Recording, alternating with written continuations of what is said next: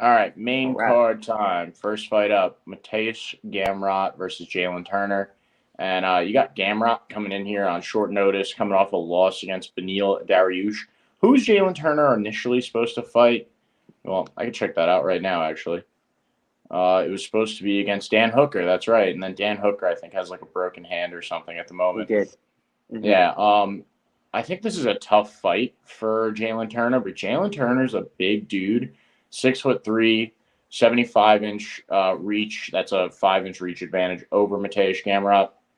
Hmm. Um, coming off of a submission win over Brad Riddell, Jamie Malarkey KO over him, Euros Medic. I mean, he's building up a resume right now, and a win over Mateusz Gamrot puts Jalin Turner right into that conversation. Gamrot himself, I mean the loss to Beneil. I'm a huge Beneil fan as well, and I think that Beneil, I think he kind of hit it on the nose, maybe like a week or two ago, and he was like, "Yeah, they're hoping I retire before they give me a title shot," because I think Beneil Dariush is like a legit contender. He really could like hold that belt if he wanted to. I mean, if the UFC wanted him to. Good win over Armin Sarukian before that. Diego Fajeda, Jeremy Stevens. So this is a guy also that's worked his way up and is building up a very nice resume. But we've been seeing a little bit of a string of these great contenders coming back short notice against someone that's a contender themselves, but hasn't really had the chance to prove it. And I think this is like a major fight for Jalin Turner. I think he's going to get it done here. He's got a really good all around ground game. I mean, a really good all around game. Super strong hands. I think if he could touch Mateusz Gamrot, then it becomes an entirely different fight. And he's got that long reach. So if he starts piecing up his chin a little bit, I think you see a win for Jalin Turner. So I'm going to roll with Jalin Turner to get it done. Very intelligent fighter. When he touches guys up and starts to see him get a little wobbled, he goes in there and tries to, the Brad Riddell fight was a perfect example. And Brad Riddell likes to bang. Mateusz Gamrot's probably going to go in there and try and attack, go in there with a ground approach first. I think Jalin Turner is pretty intelligent, good takedown defense. So I'm rolling with Jalin Turner here as an underdog to get it done against Mateusz Gamrot and rise up those rankings pretty significantly. What do you think, Tom?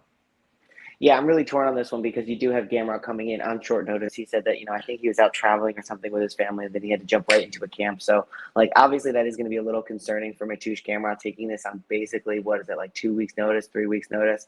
I think on a regular day, he probably does pick up the win. He does have a really strong ground game. He has strong submissions, and that was on display against Arman Sarukian, who's got a very good ground game in and of himself. And the fact that they fought to a decision, I thought maybe Sarukian might have gotten that decision there. So Gamrot maybe. But it was such a close fight that, I really wouldn't be upset with either way that fight went. And then he went up against Beneil Dariush and went, 3 rounds with him. He got dropped a couple of times, and it was a clear decision for Beneil and kind of showing you where Beneil is in relation to Mateusz. But yeah, I'm really torn here because I think Mateusz Gamrot on a regular day with a full training camp does beat Jalin Turner because of the ground advantage. And he does have a pretty decent striking game, but he can be a little bit wild at times. Whereas Jalin Turner is someone who is showing that he has a really strong ability to kind of rein that in and be intelligent at times and use that striking advantage that he usually has with that, like you said, 6'3", 75.5-inch reach at the 155-pound division. You just don't see that all the time.